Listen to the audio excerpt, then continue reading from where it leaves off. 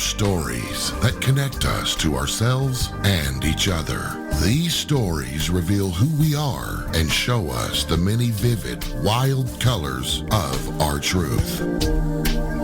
Welcome to Soul Wanderings, where we raise spiritual awareness and foster connections through these shared stories and personal experiences. And now, exclusively on KGRA Radio, I give you your host for Soul Wanderings Radio. Here's AJ.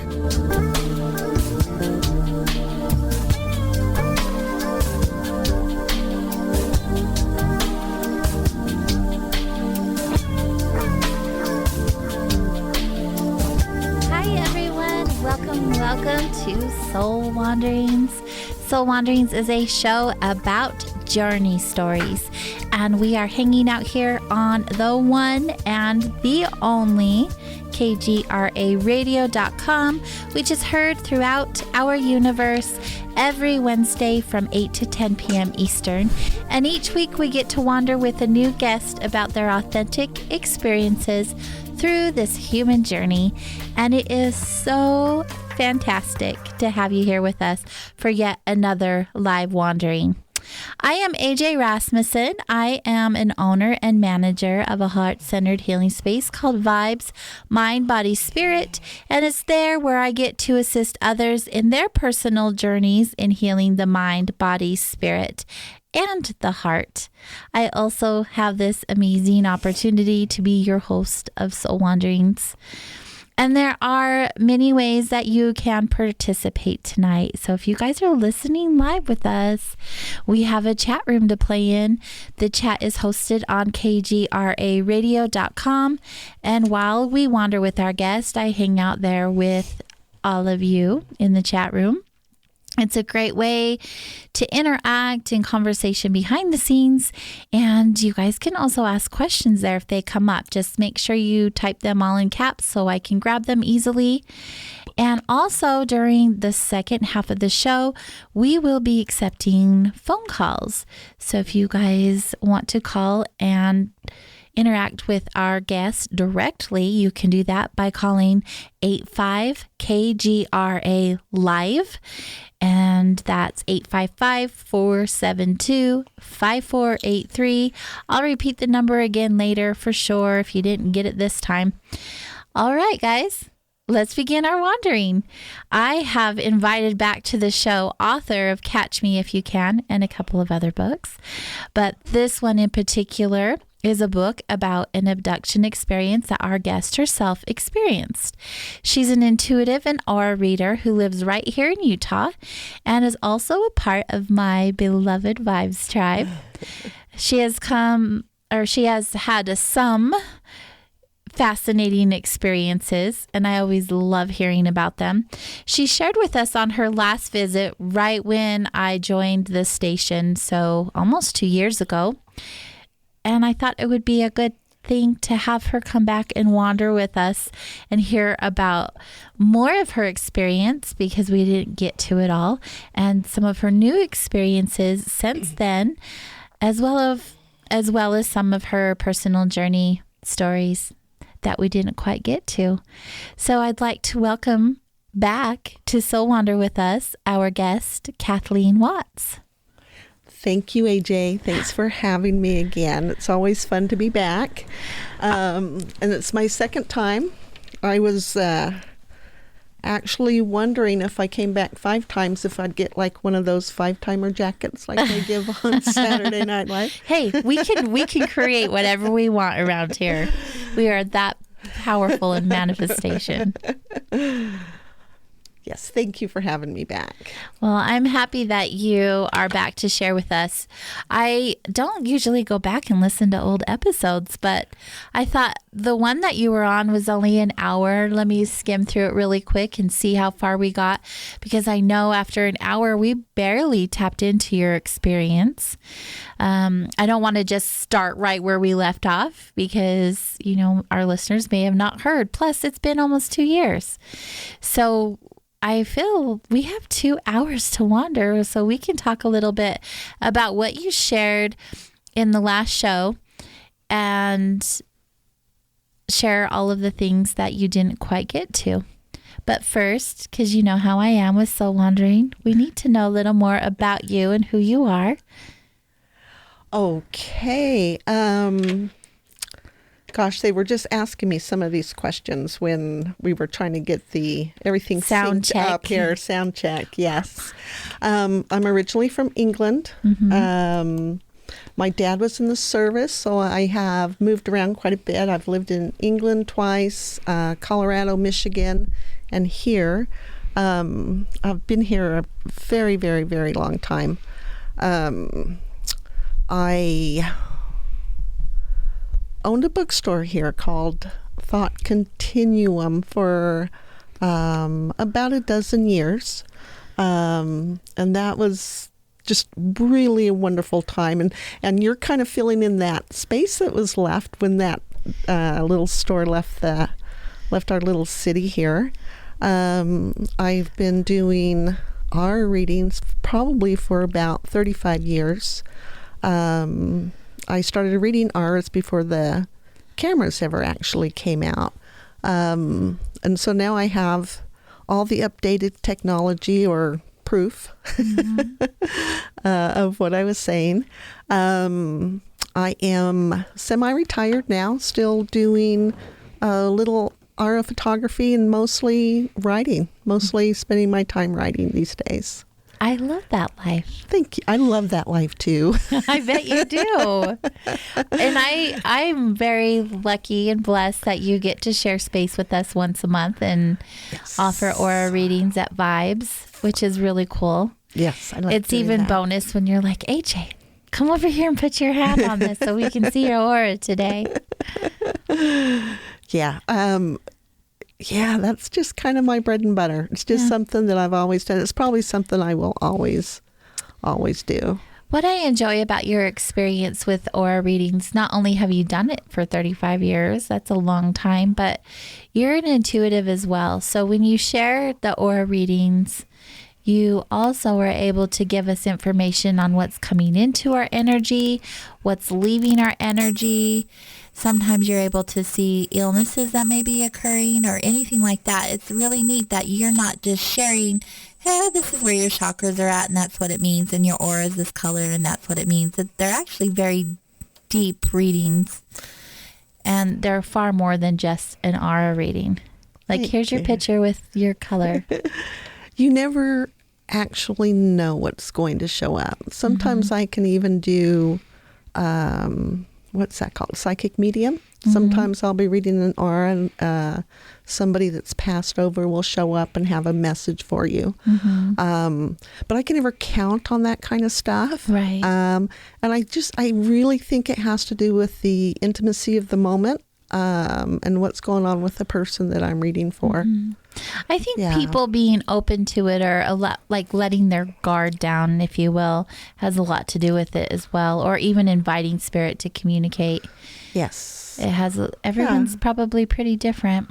I think so. I mean, we're all really very do. different individuals anyway. Yeah. Everybody has their boundaries, whether they're physical or metaphysical, and I just completely respect those boundaries. So, Well, you're great at what you do. thank you. And not only are you great at aura photography and reading, you're also an author. Yes. And your writing is, I've said this before, your writing is like no other. And I think that's what makes you stand out. Not only that your experiences are unique, but have a lot of similarities to other experiences that I've heard of in the way of just like some of the little details. Yes. And your story, like I said, it's very unique. And that's one thing that caught my attention. The beginning, I think we talked about this last time. I wasn't really highly, how do I explain it? I wasn't really familiar with experiencers' stories. I hadn't been around a lot of people who've had the experiences. You know, we hear things here and there, but we don't really pay too much attention to. We're just like, yeah, it's probably true if you believe it, and it's probably not if you don't. I've always believed that we're not the only ones here. in all of these universes. That would be a very selfish thing to believe that that's the case. And I've said that before. And so it's neat that the interactions that are happening, and even more so now, or I wouldn't say they're more so now. Maybe they're just being more so reported now than ever before. But it is a topic of conversation that I get to have interaction with weekly. It's very common in my world now because more people are coming forward and saying, I had this dream, or I had this experience, or they knew someone. And so for you to come out like you have and share your experiences allows everyone else who's had something or seen something have this foundation of comfort, knowing that, I can come forward and I can share this experience and share my truth. So first of all, thank you for being brave and sharing your experience with the world, because writing a book is a big deal. It is. It's a lot of work. And then you share it. You share it freely. And I really like that. So let's talk about your book that you are sharing with us. First of all, people may have heard of you because you were on my show. So of course they heard about you. But you also have a commercial here on the station, kgraradio.com. Yes. And you're promoting your book, Catch Me If You Can. So let's talk about that book. In fact, for the next hour and 45 minutes, okay. Let's talk about your book, because that's why you're here. Yes. It's quite a story. It's quite a journey story. Ready, set, go. Okay. All right.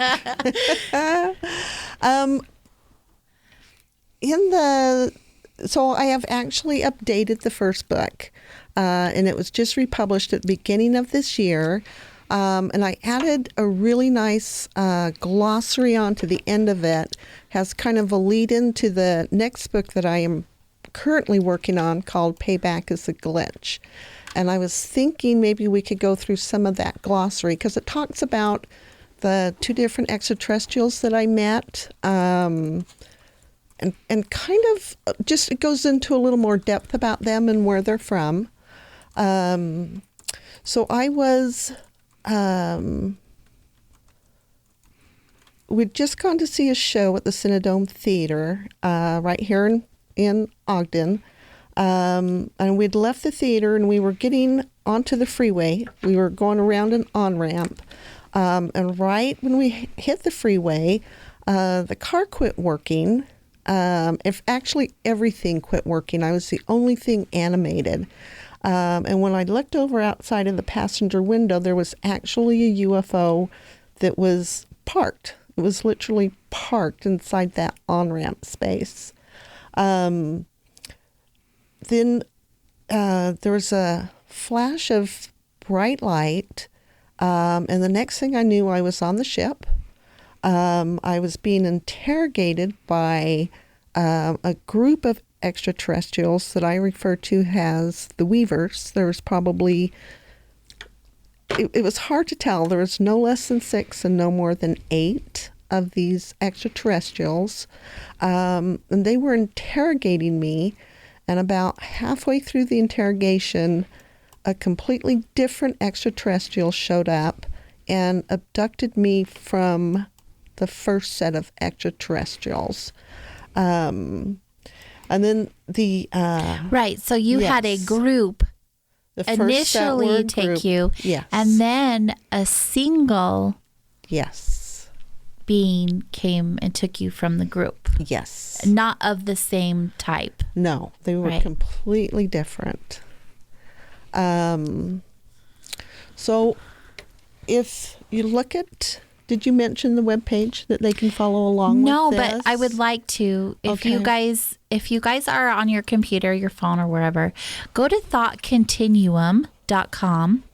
There's a home page that you'll land on. If you go scroll down, click on Catch Me If You Can, because she has a few book links right there. Once you click on Catch Me If You Can, hit the Read More button on the right. Once you go there, it's going to take you to a page where you can actually see drawings of the Weavers, which is the first group of extraterrestrials that grabbed Kathleen. Grabbed. That took you away. And then she was taken taken by Aesop, which is a singular being from the Weavers. And there's pictures there, and there's also a glossary and some other drawings for you to follow along so you can know what she's talking about if you care to do so along this line. Along this storytelling. Yes. Okay, so one of the first pictures you'll see is the extraterrestrials that I call the Weavers. See if I can find the page I'm looking. I brought my notes with me so that I wouldn't forget to talk about anything. So the Weavers, they're a group of extraterrestrials, and they're kind of the guardians of... Well, let's see. I need to back up here a minute. I really need to back up here a minute. Before we ran into the extraterrestrials, like I said, we'd gone to see the show One Flew Over the Cuckoo's Nest. And after I saw that, I just kind of really wanted off the planet. The whole gist of the movie was to either conform or to be lobotomized. And so it was the story of a punitive God. And I left the movie theater and I wanted off the planet. I didn't want to be here. I didn't want to conform. I didn't want to be lobotomized. And in this little experience, I became aware of, when I said I wanted outside of the story, I didn't want to be on the planet anymore. I was kind of, I don't know if it was an out-of-body experience or what it was, but I was stepping like way, way, way from the story, way, way, way away from the world, and I became aware of two separate fields that go around the planet. The first one is a contextual field. I guess you could refer to that, a great analogy for that would be like a matrix. It's a form of a metaphoric field. And then there is another field outside of that matrix, outside of that contextual field, that was a conceptual field. So the contextual field is like the collective mind, and the conceptual field is like the collective imagination. So, and I think that running into those two fields, being able to see them from the outside in, set off some kind of a tripwire, and that's what set the whole night into motion. So when I talk about the Weavers, the first set of extraterrestrials that I met when I was first aboard the ship, they are connected to this contextual field, to this matrix. It's a metamorphic field. And so they were interrogating me about I think trying to figure out how I was actually able to step outside of that and see the contextual field. They were interested in that. For one thing, I wasn't supposed to be able to see it. And so I think that's what the whole interrogation was about, was trying to figure out how it was possible for me to see that. And so I'd like to talk just a little bit more about the Weavers, and how that came to be. I would like to talk more about them. I love the way that they are drawn out, the way that you detailed the way they look so well. And I guess we'll give credit to Onyx because he's the one that drew them. But for you to describe to him what they look like, they feel very beautiful to me. Yes. Very soft and kind. We'll learn more about the Weavers and her experience with them. We're going to take a quick break, and when we get back, that's exactly what we'll do. Thank you.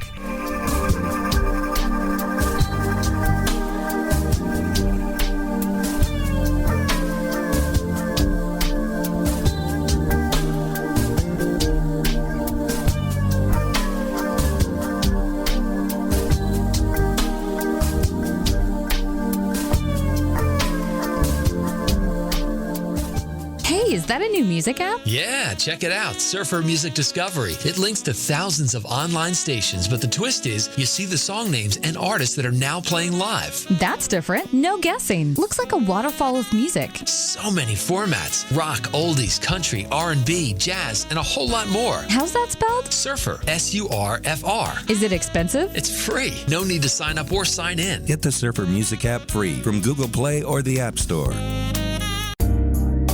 Hi, it's AJ from Vibes, Mind, Body, Spirit. Have you been searching for unique items to create or add to your sacred space? What about tools for your holistic healing? Or those one-of-a-kind magical ingredients to manifest your desires? Well, look no more, because Vibes has a variety of items to assist you in your spiritual journey. From crystals to candles, incense to books, tapestries to jewelry, OnlineVibes.com has what you're seeking. We even have some thoughtful and mindful gifts to share with your friends and family too. Visit us at OnlineVibes.com from the comfort of your home, or give us a call at 385-244-1099 to have your order beautifully packaged and sent directly to you or a loved one. And right now, take advantage of the coupon code KGRA at checkout to receive 15% off any order. Remember, online, VIBEC.com. So I'm a cat, and I just moved in with this new human, and she's got this little toy she's always playing with all day long. Tap, tap, tap, tap, bloop, bloop. She can't put it down. There it is. Oh, and get this. She even talks to it. Last week, she asked it for Chinese, and guess what? Egg rolls showed up. Like magic. Humans have cool toys. A person is the best thing to happen to a shelter pet. Be that person. Adopt. Brought to you by the Ad Council and the ShelterPetProject.org. So, you love talk radio? Then you'll love TalkStreamLive.com. TalkStream Live is always on, 24/7, with the best streaming talk shows. Find your favorite talkers and discover some new ones. It's free, readily available online or on mobile with any smartphone or tablet. Finding your favorite talk shows all in one place has gotten a whole lot easier. Just go to TalkStreamLive.com. Be sure to download the free apps from Google Play or the iTunes App Store. Find the podcast on iTunes, iHeart, and Spotify. KGRARadio.com. This is Soul Wanderings Radio.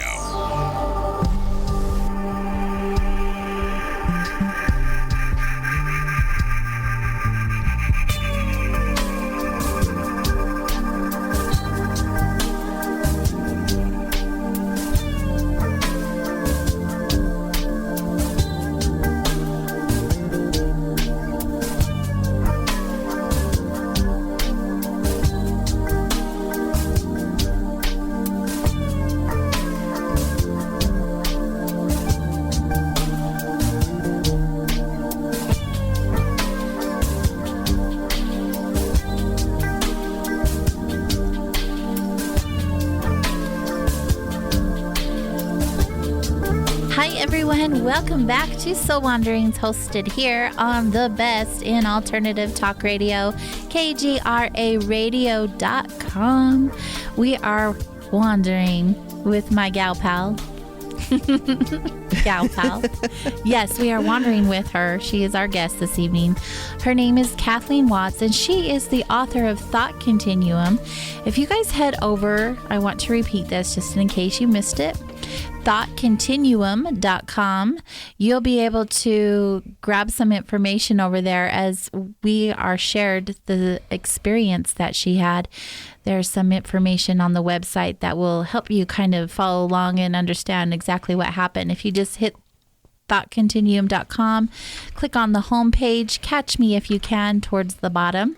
It'll take you to a new page where you can hit read more, and once you do that, it'll take you to a PDF file where you can see drawings of the weavers, which is the beings that she was about to share with us in more detail when we got back, and as well as a glossary of different things that took place in her experience. So from here on out, that's a good place for you guys to reference. And Kathleen. Hello, we're back. The weavers. Okay, so these beautiful beings. These beautiful beings. I wanted to back up and talk about that contextual field for just a minute, because the weavers, they are actually the guardians of that contextual field, of that matrix that we all live in, that we call our world or our universe. And so it's important to connect the weavers to the contextual field and Aesop to the conceptual field, because these are two different things. So the weavers, they're the guardians of this field. I saw a group of them. There was, again, they were hard to see all at the same time. In fact, they were hard to look at completely. They were wearing some kind of cloaks. And whatever part of them I was looking at would step forward. So if I looked at their face would come forward and their bodies would disappear. If I looked at their hands, their faces would disappear. So whatever part of them I was looking at, I could see. These were some kind of cloaking devices that they were wearing. So they are actually part and parcel of our world. The world isn't actually a planet. They're actually part of our planet. It's more of a sphere. Not all worlds have ground beneath them, and their world does not have a ground beneath them unless you would consider Earth to be that ground. Let's see. What about their cloaks? Was there anything special to them? Do they mask themselves with the cloaks in a disguise type of way? I think that the cloaks were actually some kind of protection. Oh, interesting. Okay. Yes. That's the idea that I had with the cloaks.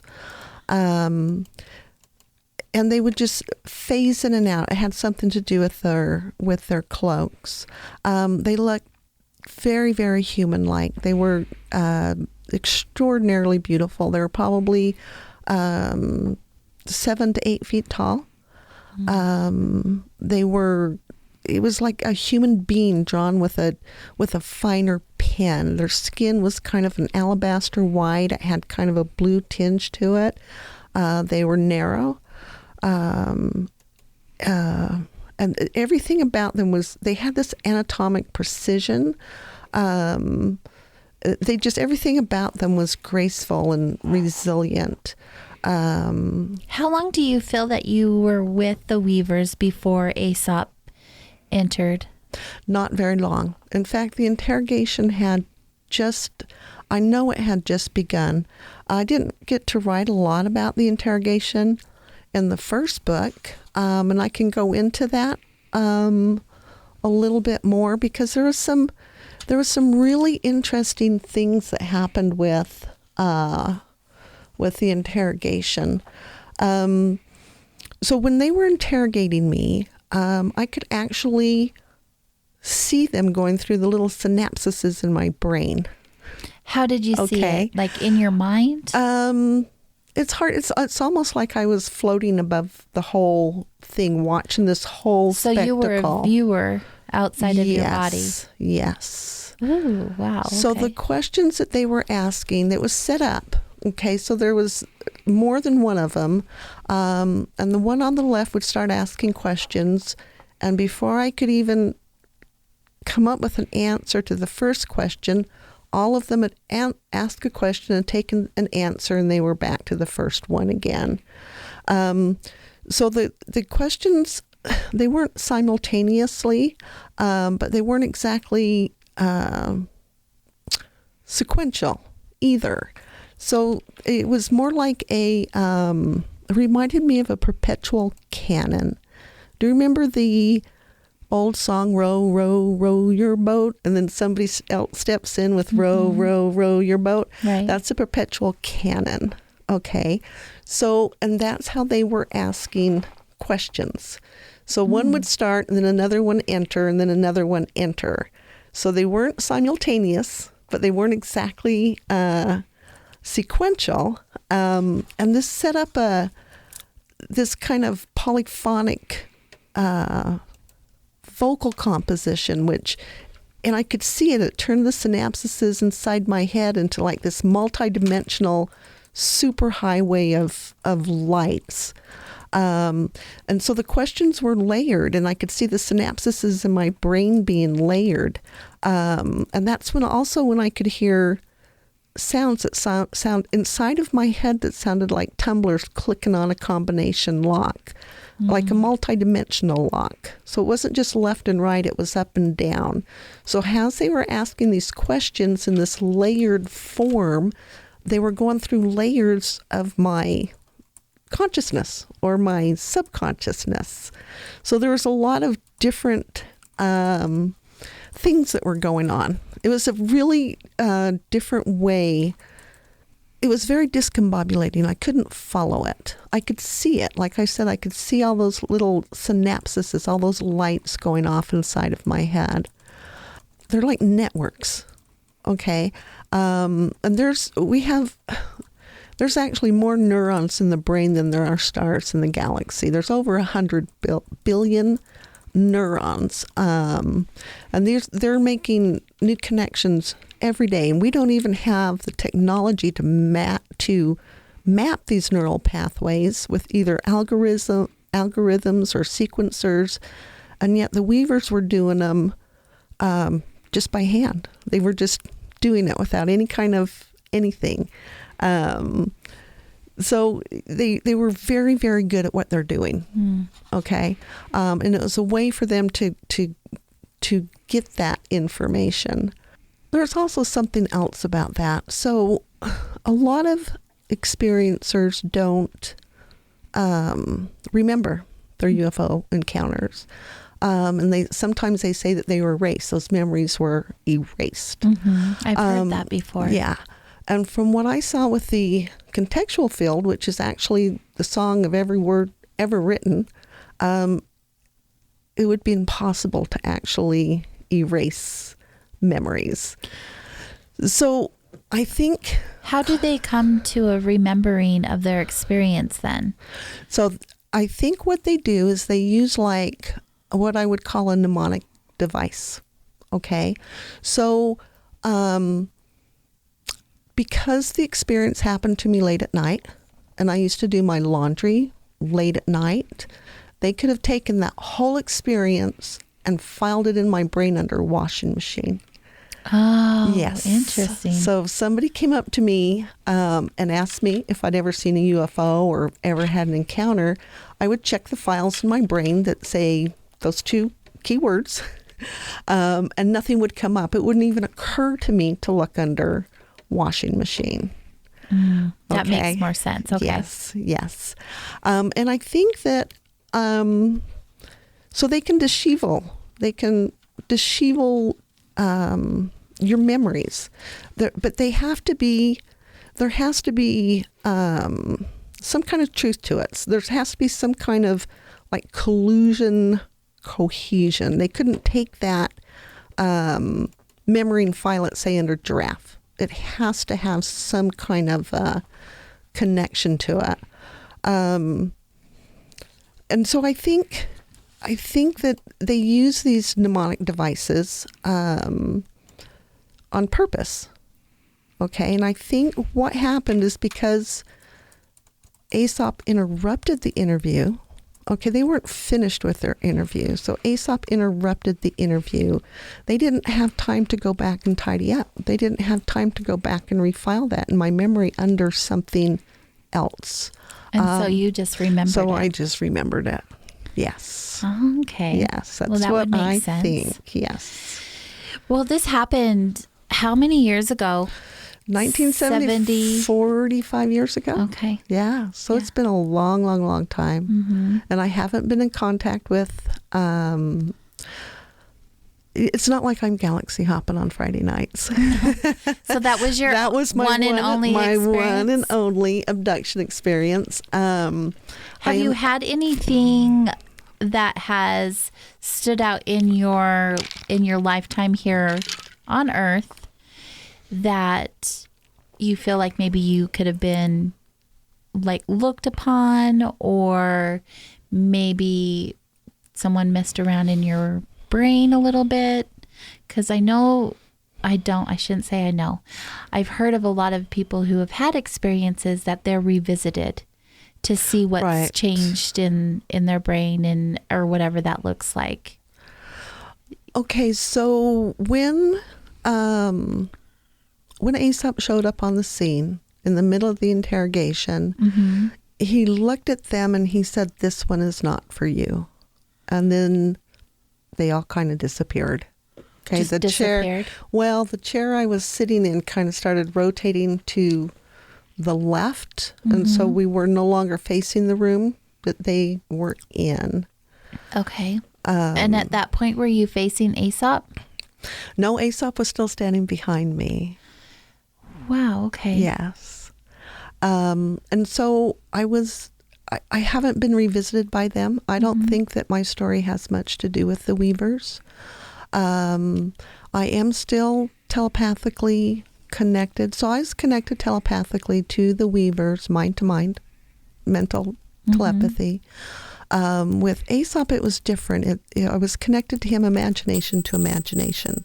Okay, but when Aesop took you, were you still connected to the Weavers telepathically? No, that connection was gone. Gone.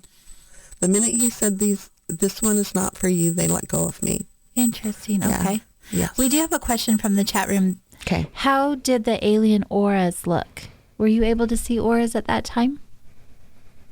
Boy, I just... you know what? I think I was aware of Aesop's, but I think the cloaking, the cloaks, stopped me from actually perceiving... that would make sense, seeing how they are a protection for them. Yes. Okay. Yeah. And I think a protection for me. They were... their pheromones were intense. The air was basically rut in there. The sexual energy that emanates from them, they're just some kind of ageless. It's really hard to describe. So I think some of the cloaking was actually to protect me from their energy and not just because protect them. Because it was so intense? Yes. Yeah. Yes. Okay. Yeah. So at that point, Aesop came in, and how did they disappear? Was it just they were there and then they were gone? Was it like a disintegration? Was it like pixels? No. Maybe I've seen too many movies. They were basically showing up in pixels. So I was sitting in a chair. I had fluted columns at the arms and the legs, and the chair that I was on just rotated clockwise to the left, and we were facing another room, and the room where the Weavers were was no longer in my scope. So I say it just kind of disappeared. I wasn't seeing it anymore. Gotcha. And Aesop, I'm still connected to imagination. That still, yes, I've never been in his presence since. I haven't been abducted or anything like that. But I'm still telepathically connected to Aesop. So when you say that, did he have a major role in your writing of this book? Aesop has a major role in just about everything that I am trying to accomplish with. One of the biggest things, somebody asked me once what the biggest thing I learned was, and it would have to be the fact that we have a collective imagination. Okay, you hear people talk about a collective mind, you hear people talk about collective consciousness, metamorphic fields, right? But you don't hear people talk about a collective imagination. And it's huge. I mean, it's just huge. Some of the indigenous cultures talk about the dream of the world, and that's pretty darn close to what that is. Tell us more about Aesop. I remember you saying he's made out of light and is similar to an upside down treble clef. So he doesn't have skin and bones like the Weavers did. Completely made out of light, and he could fold himself into different things. When he appeared to me, he looked like an upside down treble clef. What do you mean different things? Like different animals, people? Just about anything. Really? Yeah, just about anything. Different embodiments, different... he could become big or small. Yeah, he was. Let me see if I can find my little notes here on Aesop. Aesop is from a place called Divinington. Is this stuff that he shared with you personally, where he was from?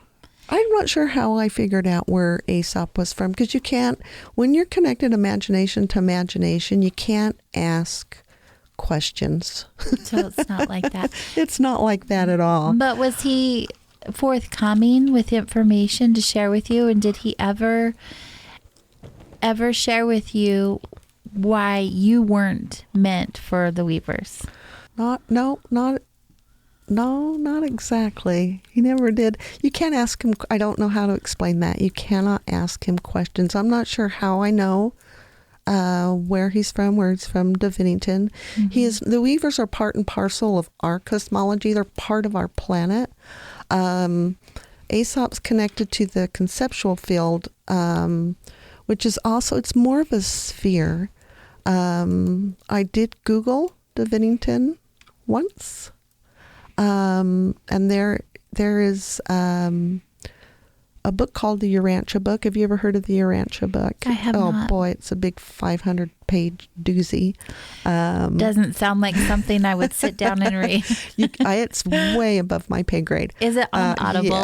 Yes. I can't follow it for heads or tails. But in there it says that Divinington is part of a conceptual sphere, and so that checks off one of the boxes with Aesop. It also says that it's the home sphere of what are called the thought adjusters. And that kind of checks off another box because Aesop kept referring to me as thought continuum. So if anybody's familiar with the Urantia book, it does talk about Divinington, which is where Aesop is. I'll have to look more into that because it is intriguing. It's very intriguing. In fact, the person that wrote the Urantia book said that most of what happens on Divinington is secret. They don't know very much about it. So tell us more about your interactions with Aesop and how long did you get to spend with him? So when the chair turned, we were facing another room and the wall started to open up. And I could see images. He was showing me something. Mm-hmm. So he was showing me eclipses. Okay, eclipse after eclipse after eclipse. I could see the sun and the moon eclipse. Okay, in our world, I could see galaxies eclipse. I could see entire universes eclipse. So I could see our universe, and I could see it eclipsing. Not just our universes, there were more than one universe, and they were playing kind of like a leapfrog dance. These universes were flat, and that's kind of interesting too. I refer to it as a half-griddled grilled cheese sandwich. Okay, kind of toasty brown on one side, gooey orange in the middle, and light white bread on top. And it has a flip over from light to dark, so that our universe was in a perfectly still place, and it was getting ready to flip. So we're moving out of this eclipse, and there's more light coming onto the planet. And I think that's what he was trying to show me. And then the next thing I could see was the windshield of my car. Okay, just like that. Just like that. Just like that. Do you feel like he was trying to show you that the light coming onto the planet, as in kind of like a pep talk, because you were feeling like, I don't want to be here. This isn't for me. And he was saying, hey, don't give up. Like, there's sun coming your way. There's light coming. Things are going to change. Yes. How fascinating is that? And so the whole experience, you were gone from this human experience here on Earth for how long do you feel? By the time you got back to your car? I have no idea. This was back in 1975, 76. And I don't even think the Betty and Barney Hill story was out yet. I mean, if that were to happen today, first thing you're going to check is for missing time. Mm-hmm. Then you're going to pull your phone out and record it. Mm-hmm. Back in that day, Missing time wasn't a thing. I do not remember looking at the clock. I have no idea. But I did watch a universe eclipse. And how long does that take? 1,000 years? 2,000 years? I have no idea. What's fascinating to me is you didn't really get into it tonight with our visit so far, but in the last visit that you shared with us, and it was a question in the chat room, I referred him to the last episode, which is episode 62, if anyone's curious. You were with a friend at the movie, and you guys were on the freeway. Your car had stopped. Yes. And so you were off the side of the road. And next thing you know, you were with the Weavers. You had these experiences that you just shared with us. And next thing you know, you're back in the car. Right. Where is your friend? When everything stopped, so the car stopped. We weren't on the side. We were actually in the middle of on the freeway itself. Oh, wow. Okay. And nothing was working. I was the only thing animated. He was frozen too. He was frozen he was tapping out a bead on the steering wheel. He was completely frozen. I was the only thing working. I was the only thing animated when the white light hit. We could talk about the white light a little bit if you like. I would love to hear more about the white light. We have about 3 minutes till break, so I don't want to get too much into it right now because I want to hear the full story without interruption. Okay. So let's do that when we get back. Okay, let's go back a little bit to the eclipses. Okay. Because I had some questions of my own. What were they? Afterwards. In fact, I still have a lot of questions of my own. Wouldn't it be nice to be like, Aesop, hey bro, let's sit down and have a conversation. Seriously. I'd like to get into how I communicate with him too. So here's my question. When you see the sun and the moon eclipse here, okay, Yeah. you know where that play of light and shadow is coming from. It's coming from the sun and the moon, okay? When entire universes eclipse, where does the light and shadow come from? I mean, is it the same light that lights up our dreams so that we can see our dreams while we're sleeping? It's not light and dark the way that I understand it when I look at an eclipse, like a solar or lunar eclipse. And I have to wonder, where does that light come from? Yeah.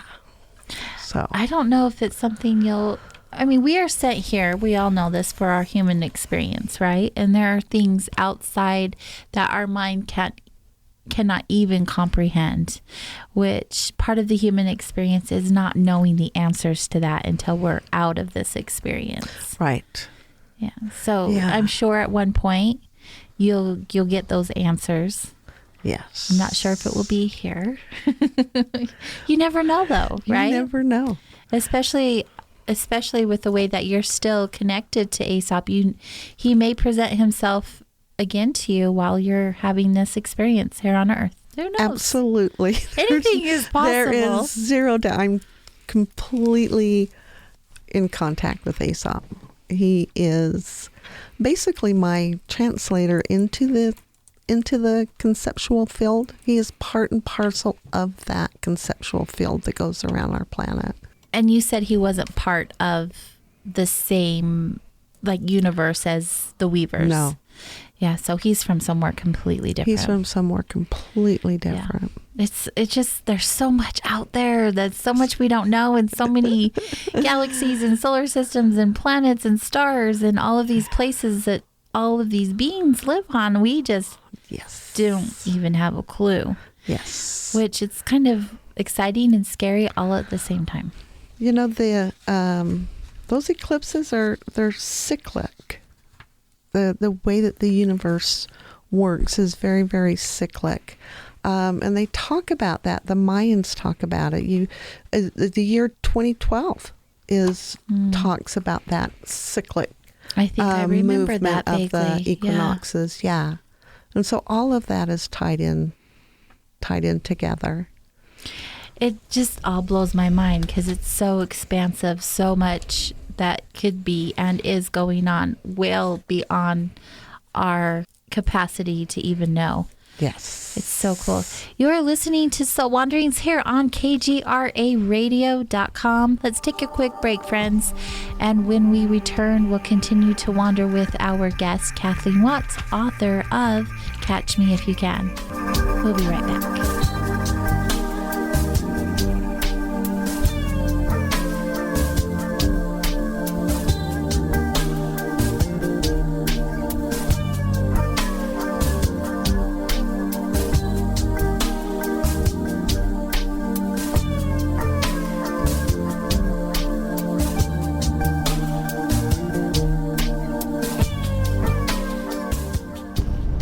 Intrigued by Paranormal Talk Radio? You'll love the new Paranormal Radio app from TalkStream Live.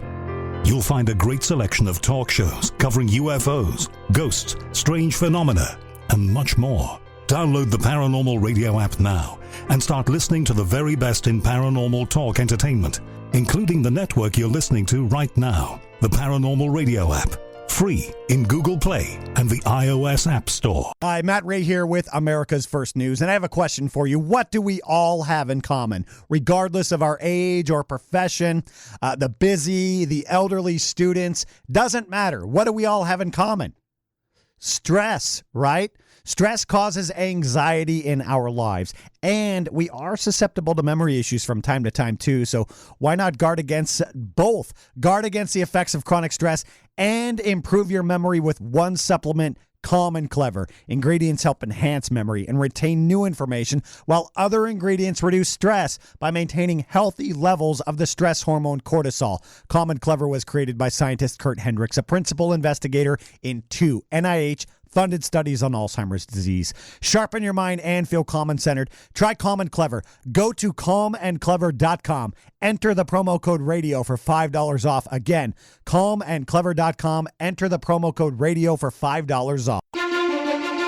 Author Kathleen Watts, a.k.a. Thought Continuum, shares a double abduction experience in her book, Catch Me If You Can, a story of alien abduction and culprit plunder. This 1976 true life account of a close encounter in northern Utah near Hill Air Force Base.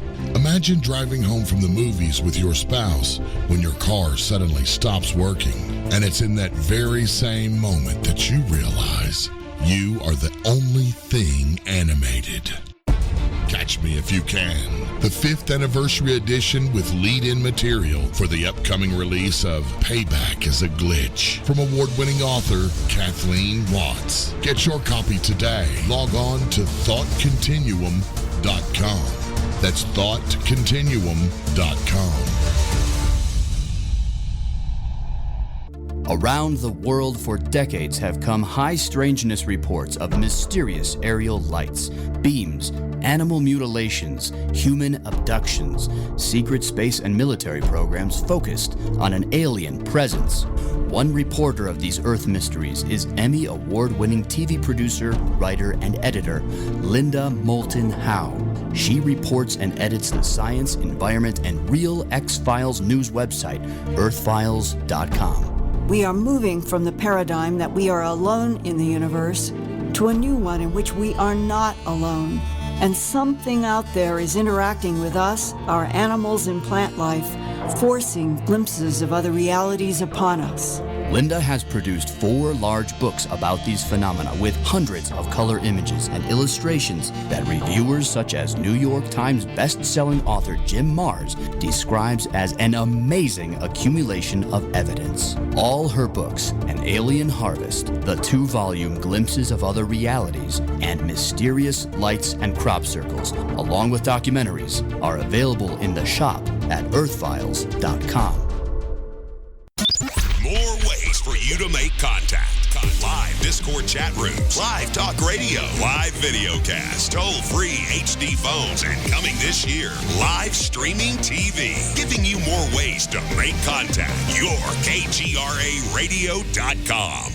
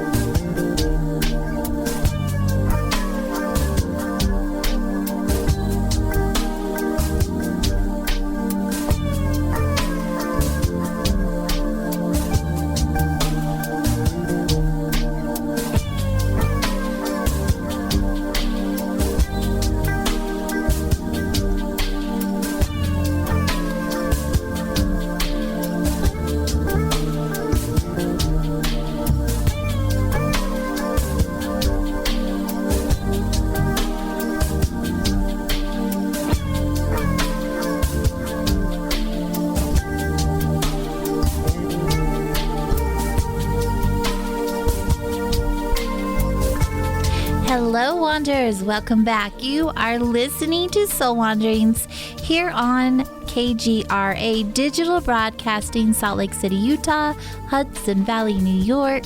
And you can find Soul Wanderings here, as well as many other platforms like iTunes and iHeartRadio, Spreaker, Spotify, TalkStream Live.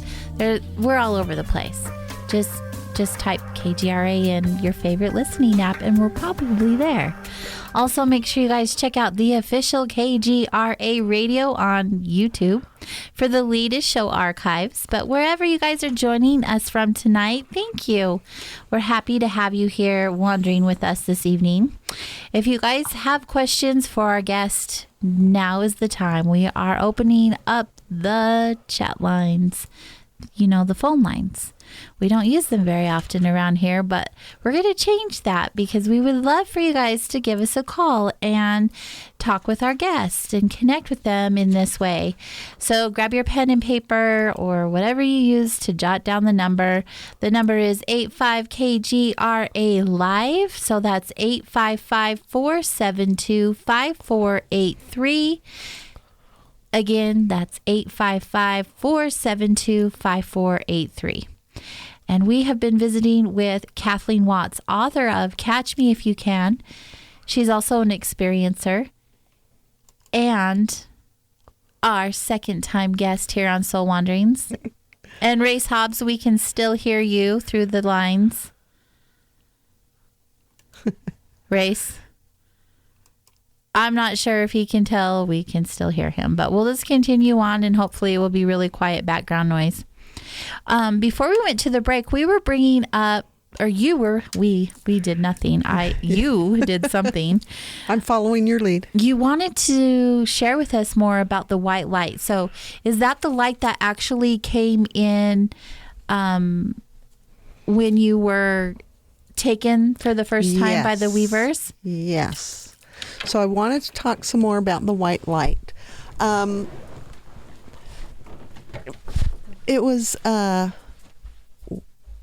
when I mentioned talking about it in the book, I said that everything turned white, so completely white that it simply obliterated all sense of everything else. And I've had time to think about this, and I've had people ask me about it. And so I've come up with a couple of ideas about it.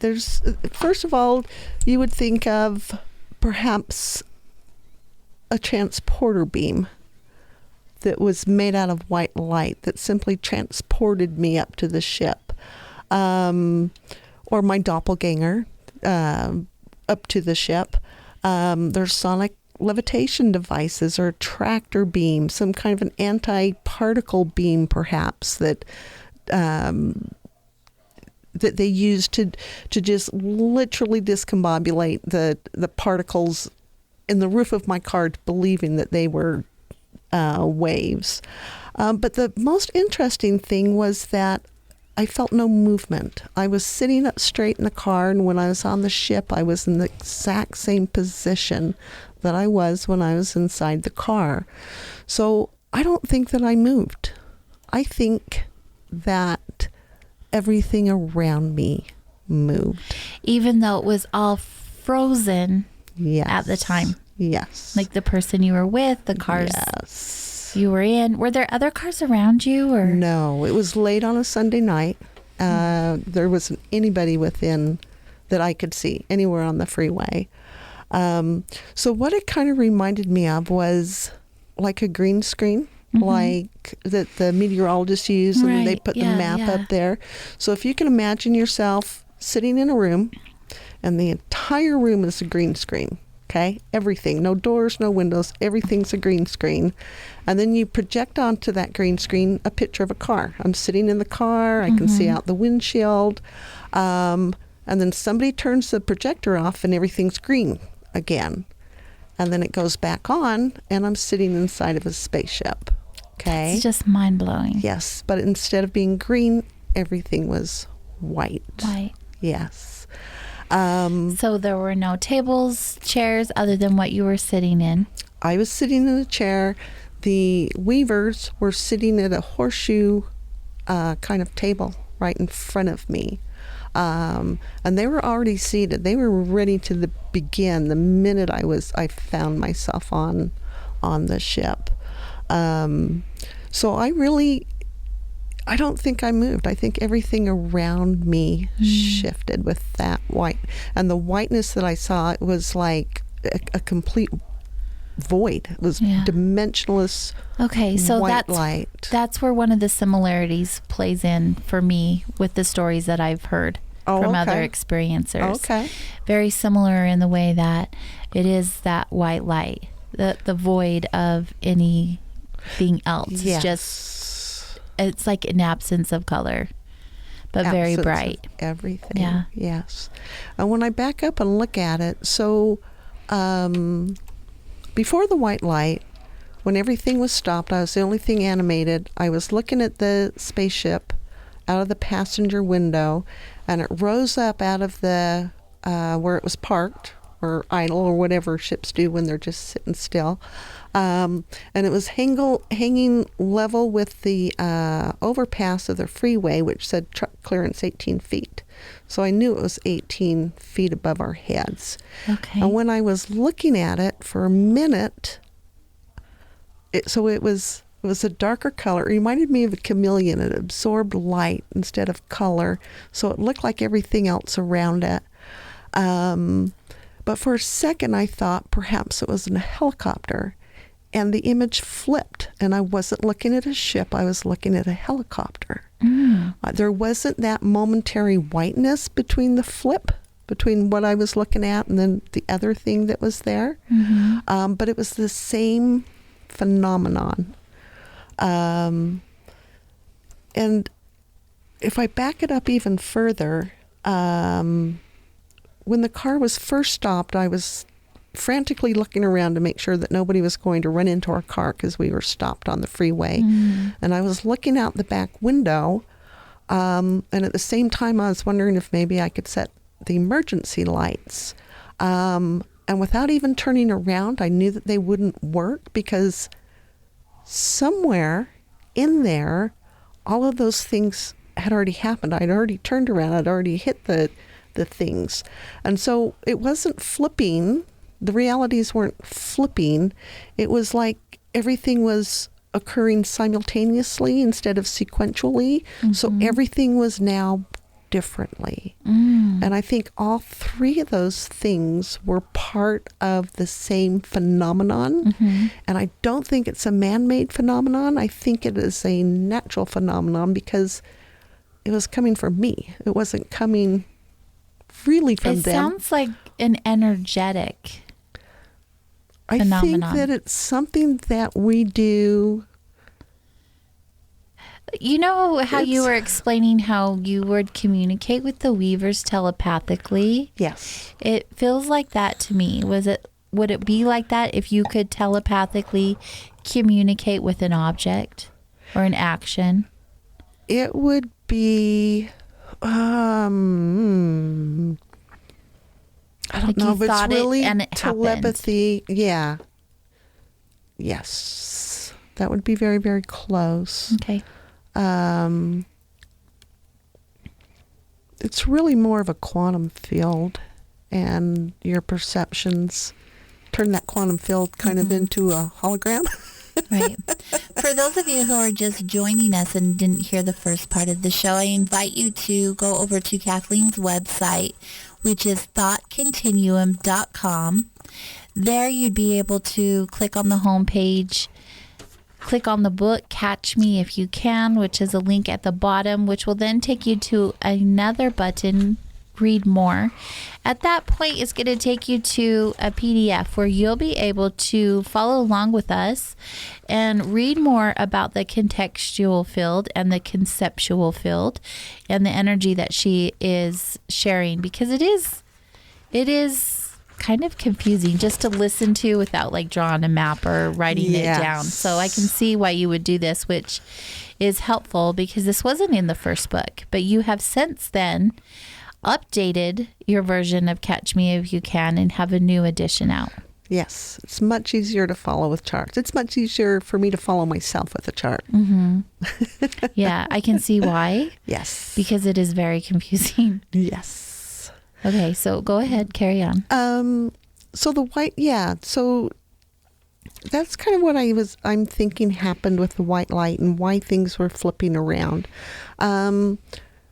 And when I saw the universe, like I said, it looked like a half-griddled. It was flat and it was made out of three things. And I really think our scientists look at everything as an either or, okay? Mm-hmm. Is the universe holographic? Is it quantum? Is it string theory? From what I could see, it wasn't an either or. It was all of those things. So again, we're back to the cheese grilled sandwich. Okay. We have the toasty brown layers, the quantum field. Okay. The gooey cheese is the string theory. And then the fresh slice of white bread is the hologram. And the quantum field and the hologram are, through that string theory, are actually reciprocal. They're almost cross-pollinating. And this is kind of how we create our realities, or how I was able to participate in some of that flipping that was going on, that I was looking at. I'm sure that getting me from the car to the ship had more to do with them than me. But seeing the helicopter versus the spaceship was probably more me. So yeah, it's a completely different way of looking at that. I like that you're putting a visual to the experience. I'm trying to show you something invisible. These fields are invisible. When you look up at the sky, we're immersed in these two fields. We're immersed inside this contextual field. We're immersed inside this conceptual field, and you can't see it when you're on the inside. In fact, if I wouldn't have stepped off planet or whatever it was that happened to me, I would never have been aware of those two fields. And again, this was you being an observer of yourself in this experience. Yes. Still happening at that time. Yes. Yes. And past the white light and explaining that, you also wanted to share with us how you and Aesop continue communication when it is all about imagination to imagination. Yeah. So now we're kind of back to the contextual and the conceptual fields. So the contextual field is it's a metamorphic field. The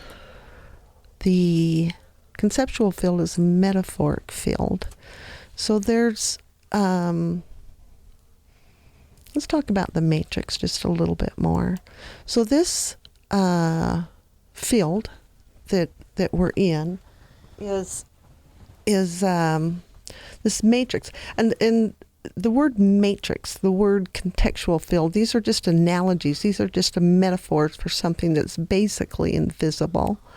But this matrix, I'll use the word matrix again, it is a biological matrix. This is where everything that is biological is part of this matrix. So our world, you and I, the universe, anything that's biological is part of this matrix. So it's realized information. Okay, you are realized information. You're real. You're part of this biological matrix. Okay. The other ETs, you hear about the Greys, you hear about the Anunnaki. These are all part and parcel of this. They're part of the matrix too. There are no puppet masters. It's not like they're up there pulling the strings and telling us what our story is. They're actually part of this matrix too. And so even the weavers, they're made out of skin and bones. They're part of this matrix too. Okay, the conceptual field is outside. The collective imagination is outside of that matrix.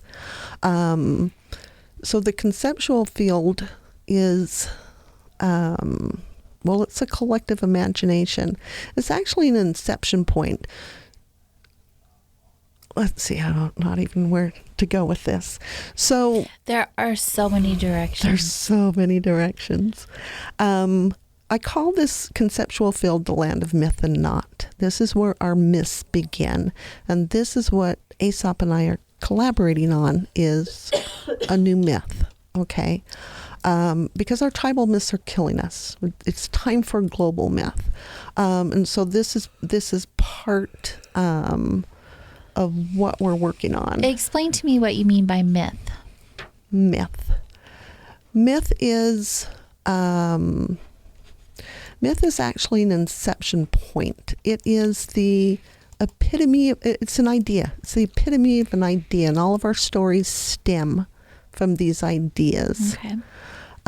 It's archetypal in nature. The conceptual field is, and it's interesting too, because it's the point of creation. The creation starts in the imagination, so it's the point of creation. The matrix, the conceptual field, is self-evident. Everything that you can see, everything that is real. Okay, the conceptual field is not. This is the point of origin. The myths are the beginning and the end. The alpha and the omega start inside the conceptual field. I can't remember where I was going with that. I can't remember where I was going with that. That's okay. There is a lot that's going on, and even in your book, it's so well played out, so it's not like this all over. I highly recommend getting it. It looks like a poem is written, the way that you have it written now. It's so different. So SOW. Different. But it really is fascinating how after all of these years you're able to recall all of this detail and have a remembering of what it was like as if it just happened last week. I've had a long time to think about it. For one thing, my story's a little bit different. It doesn't have the Greys. It doesn't have the Palladians or the Anunnaki, or it was so different than anything else that I read. I just had to kind of figure that all out for myself. And so I've been thinking about it for a very, very, very long time.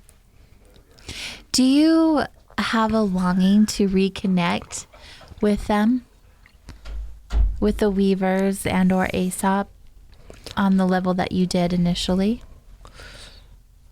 Aesop is kind of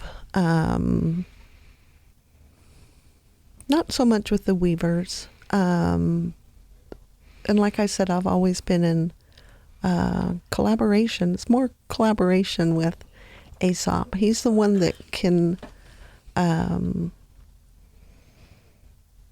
show me what an ideal looks like inside the conceptual field.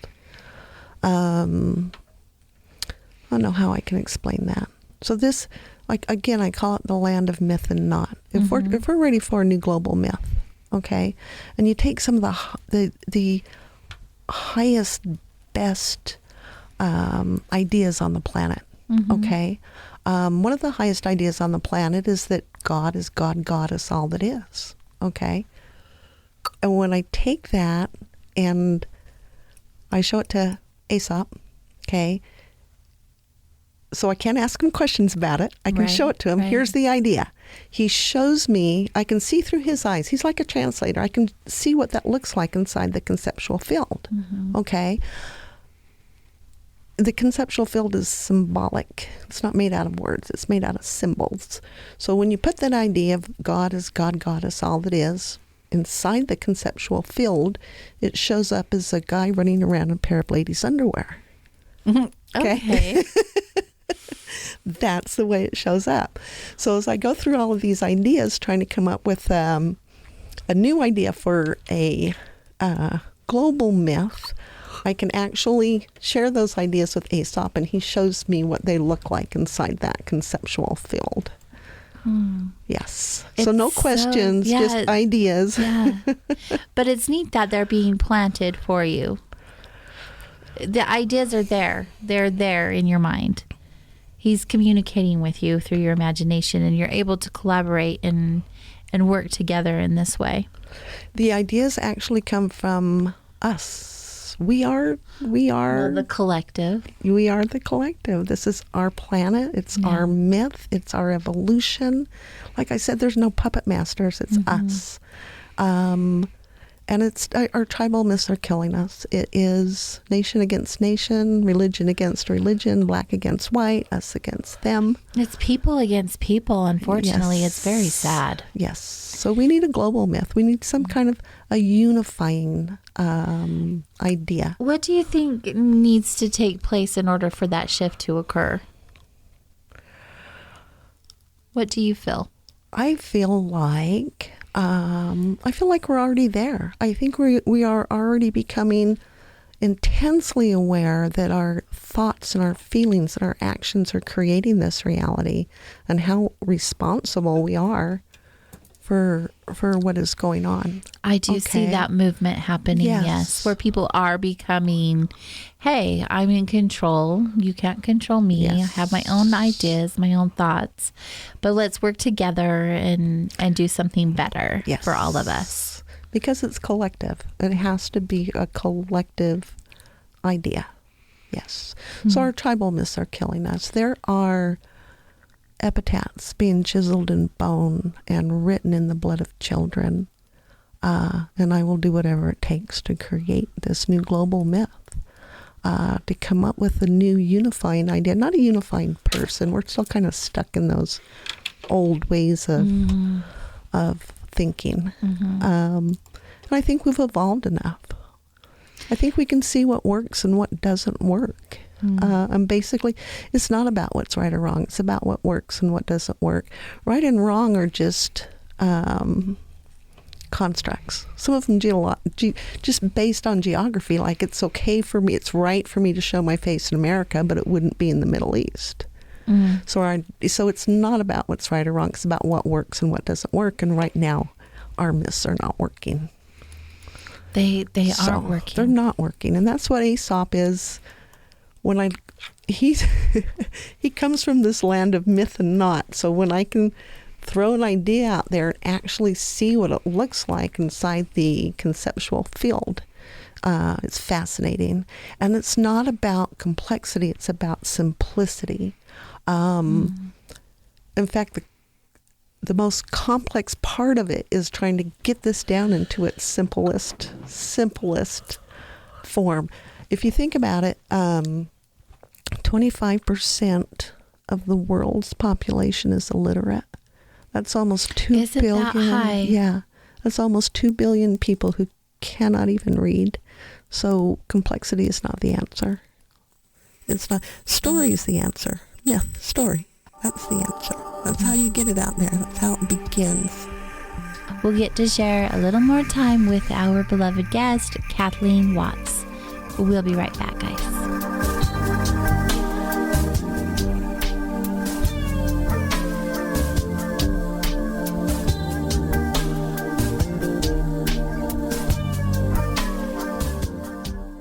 Hi, Matt Ray with America's First News here, and I have great news for those of you who suffer with debilitating migraine headaches, maybe a loved one or your child does.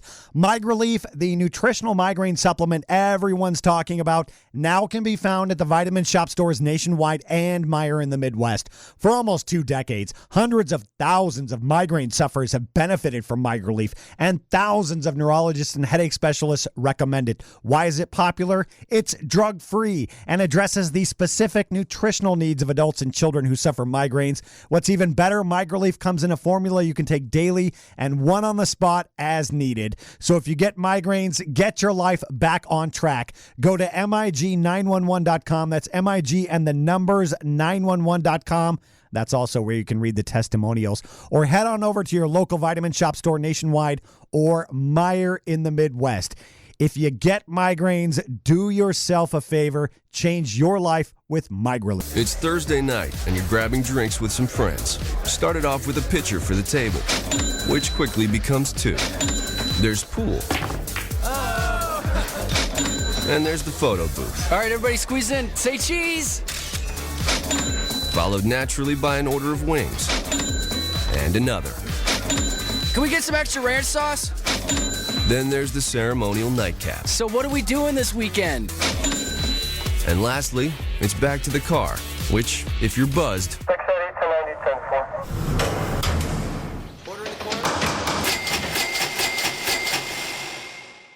could be the most expensive night of your life. Getting pulled over for buzz driving could cost you around $10,000 in fines, legal fees, and increased insurance rates.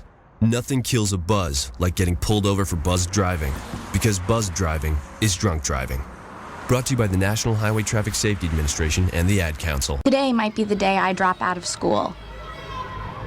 Today could be the last day I try. My parents alone can't stop me. My friends can't even stop me. But you might be able to. With United Way, you could tutor me, be my mentor, or volunteer to just read with me. If someone had helped me earlier, I might not be struggling. And studies prove that kids who read well by 3rd grade are more likely to graduate. There are tons of ways people like you can help kids like me stay in school. And United Way is calling for you to be one of them. Because it takes 12 years to create a graduate. It takes about the same time to create a dropout. And the difference between me becoming one or the other could be you. Make me a success, not a statistic. Take the pledge to volunteer now at unitedway.org. Brought to you by United Way and the Ad Council. Are you intrigued by Paranormal Talk Radio? You'll love the new Paranormal Radio app from TalkStream Live. You'll find a great selection of talk shows covering UFOs, ghosts, strange phenomena, and much more. Download the Paranormal Radio app now and start listening to the very best in paranormal talk entertainment, including the network you're listening to right now. The Paranormal Radio app, free in Google Play and the iOS App Store. The new KGRA YouTube channel is now live. Subscribe and be sure to hit the bell to stay up to date on the latest major announcements, alerts on trading topics, exclusive live streams, live video cast, and that's just the beginning. Be the first to know what's coming from the KGRA TV channel in real time. So keep it locked in to your contact for alternative talk radio on the internet. Your KGRAradio.com.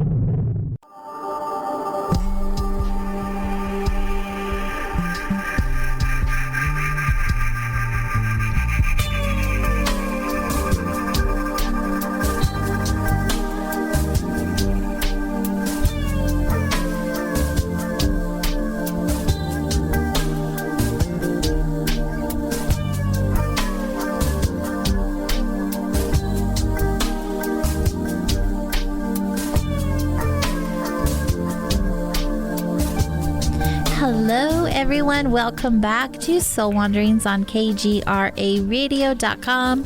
I am AJ Rasmussen, your host of Soul Wanderings, and our guest this evening is Kathleen Watts, author of Catch Me If You Can.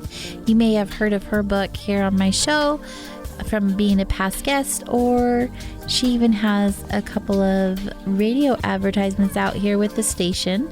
So if you're wondering, go over to thoughtcontinuum.com for further information. And speaking of your website, darling, there's a little confusion. So Kathleen has shared with me that she's writing more than Catch Me If You Can. She has other books in the works. And earlier I did note in other books or something like that. They're not out yet. And in fact, some of them are backstory. Right. And so there's a little confusion, and I just why don't you clear that up? Because when they go to your site, they'll be wondering, where is Mama Reloaded and Land of Myth and Not? Like, what is going on? So, the book Catch Me If You Can is already out, and I just republished it. The next book will be out in the spring, and it's called Payback is a Glitch. It talks about how myth works. Which I love the title, by the way. That's a great book. That's a great title. The third thing that you'll find on my website is a place called Mama Reloaded. And that is actually the myth itself. The new myth that I wrote. And here's the thing about that. You will never actually see that book. So it was the first book, the myth is the first thing that I wrote. And then it occurred to me that if people didn't know who Aesop was, then the myth was not going to make any sense. So I've spent the last decade backing up and writing the backstory that leads up to the myth itself, which is called Mama Reloaded, which is actually Return of the Goddess, but it's a younger generation, so I went with Mama Reloaded. But here's the thing with the myth. So story is interpreted by the mind as part of that contextual field. Myth is actually interpreted by the imagination. So you'll never actually get to see that story. What you're going to see is a small film. It's like a query letter. And I'll tell you all about the myth. I'll tell you the beginning, the middle, the end. I'll tell you all the juicy parts, and there are a lot of juicy parts. But you will never actually see the myth. And that is because it will be a rumor. Because it needs to be in the collective imagination and not part of the collective mind. And so that's actually how that works. There's a query letter. Actually, it's a film. Agents, publishers, they like to have query films along with their query letters these days. They like to know what their authors look like and how they carry themselves. It's so it's an interesting concept. So that's the way that last book is going to work. It will actually come out as a short film that just explains the entire myth without actually letting you read it. Yeah. That clears up a lot of confusion. That clears up a lot of confusion and adds a little bit more. Well, I'm not going to lie. We were talking about this during commercial break. Like, all of this is outside of my arena. I don't play with these types of conversations. They're shared with me, but I know very little other than, when I hear something, I'll research it a little bit to get to know more about it. Like when I found out about Palladians and things like that. Yes. Of course, I do the research, like, tell me more. I want to know more. I'm like thirsting for the knowledge of the knowing. But like with anything that we are privy to, there's always more questions than there are answers. And so, we're just left here with like, well, now what? What does this mean? And where is that going to go? And how does this work? And sometimes I'm like, do I want to go down that rabbit hole? But I really enjoy listening to other people's experiences.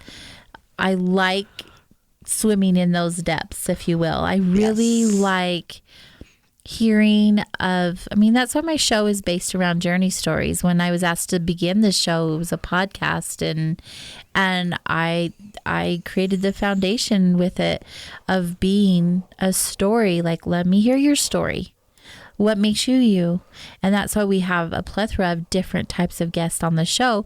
But you are the type of guests that would be on the station because, they really do a lot of research in the extraterrestrial and things like that. Arena, yes. Yeah, where yes. I'm more paranormal and spiritual, a little bit anomaly, but this experience that you had still is very fascinating to me, and you as a human are fascinating to me because of your experiences and all that we've shared together. So I think it's really neat just getting to know you on that personal level and hearing about your experience. It just is really exciting for me. I like wandering. I like soul wandering a lot. It's really neat. So explain to me, and we may have talked about this the last time that you visited us. I mentioned earlier that your book, when you open it, it looks like a poem format, or some people may open it and be like, oh, like I'm not really into poetry, I'm not going to read it. But it's not. It's actually a story. The way that you wrote it is very unique. And not only that, phonetically you spelt words phonetically rather than properly as the English language portrays. So explain to me why you did that, and what was the purpose behind the format and the grammar. So there are 2 words that are spelt differently, consistently. And the 2 words are the word so and the word not. The word sow is spelled S-O-W. And again, that has to do with sowing seeds. It has to do with sowing a new myth. That's all kind of in there. And I refer to the conceptual field as the land of myth and not. That which exists and that which does not exist. And so that's where those 2 words come in. I have had people say that it looks a lot like poetry. All the ellipses made my editor just absolutely crazy. The book is actually written in syllables. There's a mathematical equation to it. Everything's written in syllables. I can hear it like a drum beat inside of my head. It's not anything that I'm actually paying attention to. It's kind of like if you're typing and you come across the word the, your hands type the. You don't actually think T-H. You get to a point where you're not thinking T-H-E. You're just thinking the. And so when I'm writing and I'm writing in these syllables, I'm not actually thinking about it. I know it's there. It's like when I type the word the, I know those 3 letters are there, but I'm not actually paying attention to that anymore. So looks like poetry. It's actually written in syllables that sound like drum beats inside of my head. I would like to swim around inside of your head someday. It sounds like a very deep and intense and passionate and creative place to be. It's very creative. Very, very creative. And do you give some of that responsibility and gratitude to Aesop for your creativity? Is he part of that, or is that all you? No, that's me. In fact, it kind of makes me crazy trying to come up with new ideas to share with him to see what they look like in the conceptual. He's not a big help. He shows me how they translate and what they look like when they enter the conceptual field. But no, he doesn't help with that. I think it's really neat that you still have the ability to connect with him, even after all of these years. He's amazing. That even the idea of him, even the idea that we have this collective imagination is just, it's heartwarming. It's wonderful. It's change. It's creation.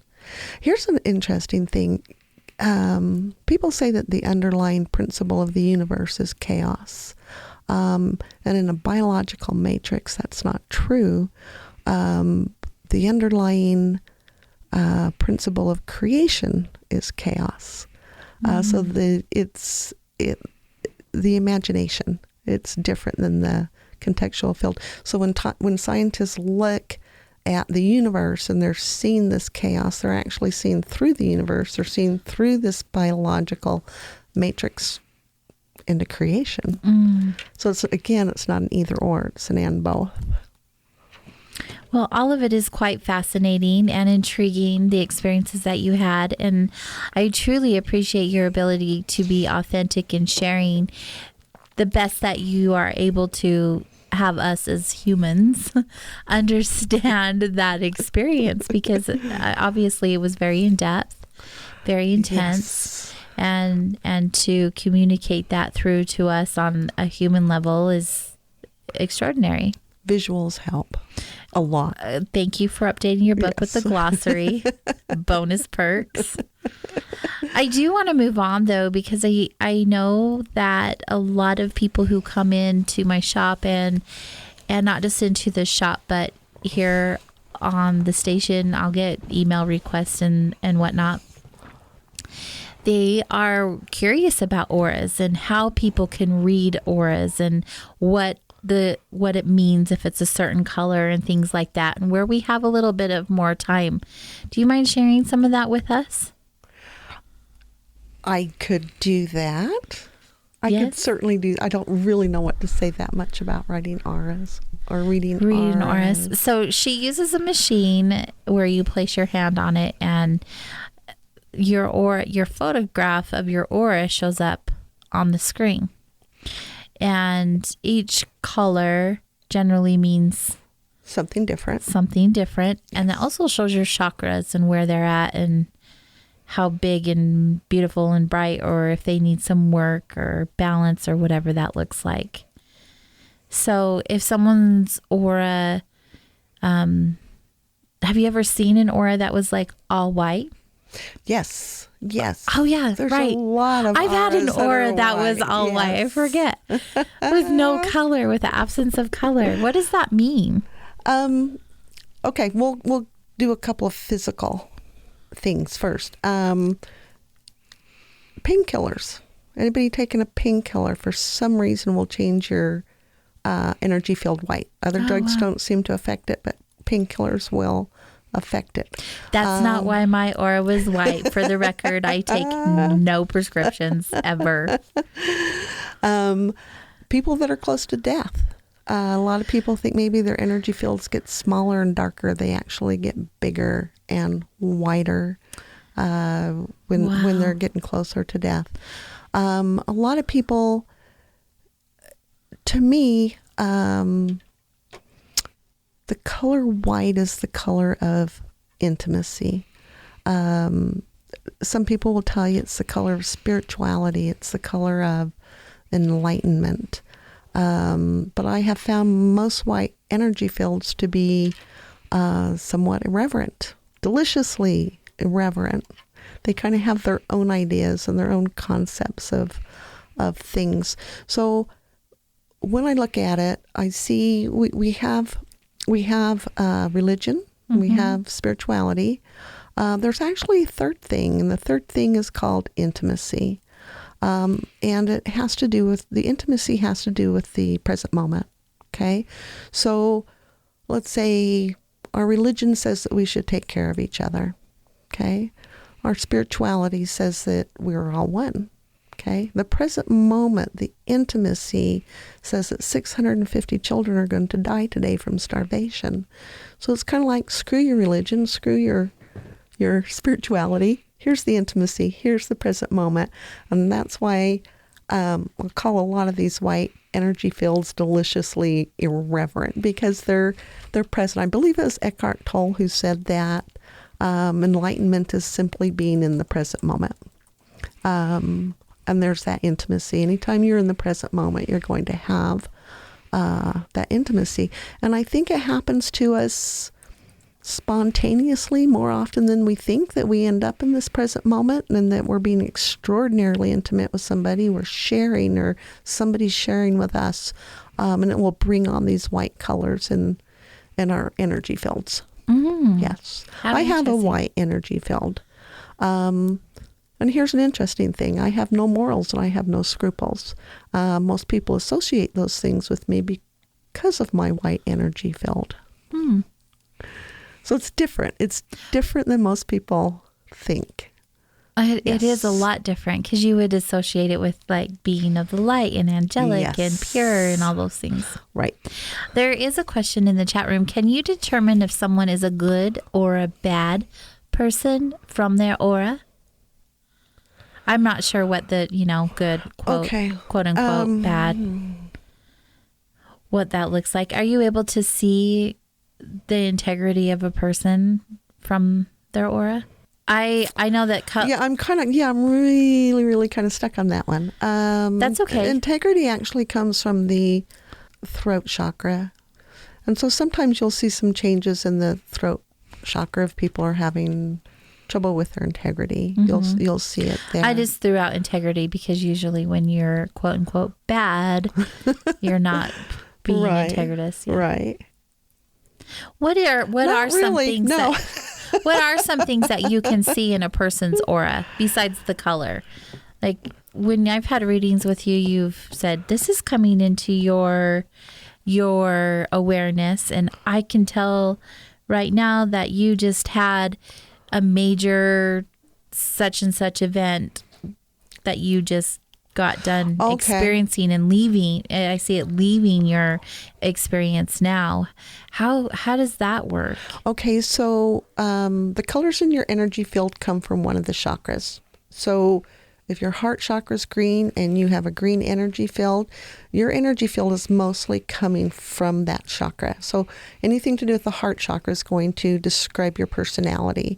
What you're talking about is people actually have, I call them geometries. There's geometries that sit inside the energy field. And those geometries are the stories that are going through your life. Okay. And so I will read those geometries. Okay. Some of it's intuitive. A lot of it's repetitive. Okay. I get a lot of kudos for being psychic. Okay. When a lot of it's repetitive. It's like if you go to the doctor and he does some blood work and your potassium's really high and he's like, you've been eating a lot of bananas. And you're like, damn, you are so psychic. How did you know that? Okay. So the information, a lot of the information I'm getting from your aura readings are repetition. Okay. That I've seen it 100 times. It's I've just, heard this. Right. Yeah. You know what they mean. Yes. And a lot of it is intuitive. There's other things that show up in people's energy fields too. Some people have symbols. You have like a coat of arms that will sit in your energy field. I know a young man that has a NASA symbol in his energy field. Oh, wow. Spirit names, spirit animals. There's all kinds of things that sit inside the energy field. You're actually able to see spirit animals? Sometimes. Oh, wow. Sometimes. It depends on what's going on. I used to have a guy that would come in that was a young man, and he was addicted to porn. It was a really serious addiction. And every time he'd come in and he'd put his hand on the biosensor to look at his energy field, there was nothing. There was nothing in his energy field. There was nothing in his chakras that showed any kind of maladaptive behavior at all. So that was always kind of a curiosity. Our chakras say a lot about us and where we're at. Yes. On a physical, mental, emotional, and spiritual level. Yes. Your chakras are the most resilient thing in the universe. They will always come back to default. Always, always, always. A lot of people think if they get a blocked chakra, they have to go get it fixed. Okay. But it will actually default back. Okay.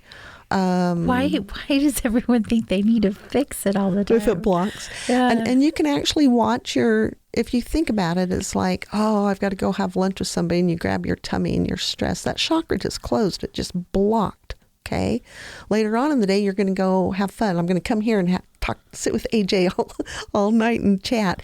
And that chakra will unblock and my other chakras will open up. So they're constantly opening and shutting, depending on the stories and what you're going through at the moment. Yeah. So they do change moment to moment. I know the aura changes moment to moment because I think I shared this in the last show that when you shared space with us. I had my aura read before I did a speaking engagement, and then it was one way, and afterwards it was another way. Yes. And then I had you read it before I went and did energy work on a client, and after it was another way. Yes. So it's changing constantly. Yes. The old aura photography was the Carillion. It was a snapshot in time. It's the old Polaroid. You had to let them dry and then pull the film off of it. The new technology is real time, so you can watch it change. So you can and we've done this. You can hook somebody up on the biosensor, have them listen to rap music and see what happens to their energy field. You can have them listen to Beethoven. You can have them listen to country. And you can watch your energy field as it shifts and what happens to your chakras and what opens and what closes.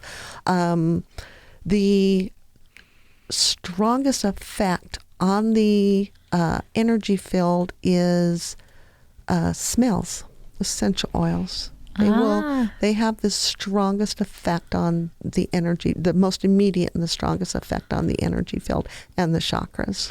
I'd be interested to see how that works. Would you mind when I see you on Saturday if we can experiment with some essential oils? Yes. I'm a big fan of essential oils. Everybody knows that. So it would be neat to see what actually occurs. Yes. Well, if you think about the smell of fresh baked bread, kind of makes your knees weak. Yeah. That's affecting all your chakras. That just makes me have memories of my stepmom, which I love her so much, so much. All right. Well, as the world turns, so does another episode of Soul Wanderings. And here we are at the end of another wandering. A lot of fun. I hope I've made a little bit of sense tonight. A little bit, a lot of bit. I do want to ask you one more thing before you go. We have just one more minute. You signed my book, Thought Continuum 2012, and you gave that book to me in 2019. That's right. Why did you sign it 2012? Everything that I'm working on, like I said, all of this is backstory leading up to the myth. Okay. So everything is occurring in the year 2012. Most people will sit there and tell you nothing happened in 2012. Okay. 2012 came and went and nothing happened. I would say not yet. That was a major pivotal moment of my life. 2012 was devastating for me. Oh, I'm sorry. And awakening all at the same time. I'm sorry about that. No, I'm not. Okay. It's beautiful. It led me on my journey into the path that I have now. So it's really quite neat. But I was curious. Yeah. So here's the thing about myth is retroactive. It moves backwards through space instead of forward through time. So I could be writing this myth in 2020 and it's still going to back up to 2012. Myth is actually a point of light. It's like looking at a star. It appears that you're seeing it now, but it has taken that light thousands of years to reach your eyeballs. Makes sense. And that's the way myth works. Yeah. 2012. Time travel. Something happened. Let's talk about it. Well, thank you so much for being here with us, Kathleen. And for those of you who didn't catch, make sure you go over to thoughtcontinuum.com for all of the information, how to grab the book, how to connect with the author, any of that good stuff. And if you're here local in Utah, Kathleen will be at Vibes this Saturday offering aura readings, which are so much fun. So I wish all of my listeners were close. But for more show info and social media links, make sure you guys head on over to soulwanderings.com. And of course, as always, follow KGRA Radio for all of the amazing shows hosted here by the top hosts in the world of anomalous research. We would love to have you share with your favorite people if you feel so inclined. Thank you. And let's continue to have all of these amazing conversations together. Let's raise the vibration. As always, you guys, I'm wishing you all a happy day. Good night. Thank you, AJ.